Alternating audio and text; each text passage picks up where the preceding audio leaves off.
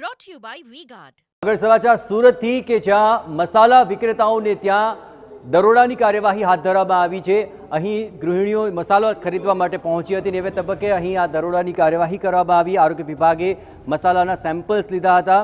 ઉનાળાની સિઝનમાં ગૃહિણીઓ અહીં ઘરમાં વર્ષ દરમિયાન મસાલા ભરતી હોય છે ને હવે તબક્કે અડાજણ આનંદ મહલ રોડ પર લાગેલા વિવિધ મસાલાના સ્ટોલ્સની અંદર આ સેમ્પલ્સ એકત્ર કરાયા હતા। હળદર, લાલ મરચું, ધાણા જીરું સહિતના મસાલાઓના સેમ્પલ્સ લેવામાં આવ્યા, જ્યાં લાલ મરચામાં ભેળસેળ કરવામાં આવતી હોવાની ફરિયાદ ઉઠી હતી।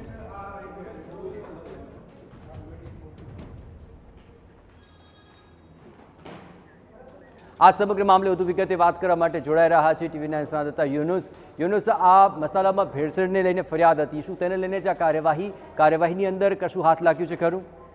ભેળસેળ તથા બિન આરોગ્યપ્રદ મસાલા વેચવામાં આવતા હોવાની માહિતીને આધારે સુરત આરોગ્ય વિભાગનો જે રાધેર ઝોન છે તેના દ્વારા આ દરોડાઓ પાડવામાં આવ્યા હતા। અડાજણ આનંદ મહલ રોડ ઉપર જે મસાલાના સ્ટોલ લાગેલા હતા તેમાંથી સેમ્પલ લેવામાં આવ્યા છે।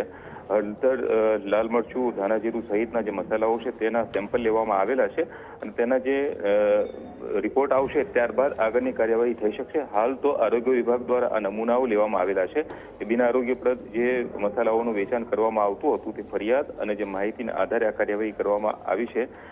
લેબોરેટરીમાં તે નમૂના મોકલવામાં આવશે અને ત્યારબાદ આગળની કાર્યવાહી કરવામાં આવશે રિપોર્ટના આધારે। જય શ્રી આભાર યુનુસ। તમામ ગતિવિધિઓ પર આપ નજર રાખતા રહેજો। તો આરોગ્ય વિભાગે મરી મસાલાના વેચાણ કરતા વિક્રેતાઓને ત્યાં દરોડાની કાર્યવાહી કરી સેમ્પલ્સ લેવાયા છે અને હવે સેમ્પલ્સના પરિણામ બાદ ખ્યાલ આવશે કે તેમાં કેટલી માત્રામાં ભેળસેળ હતી।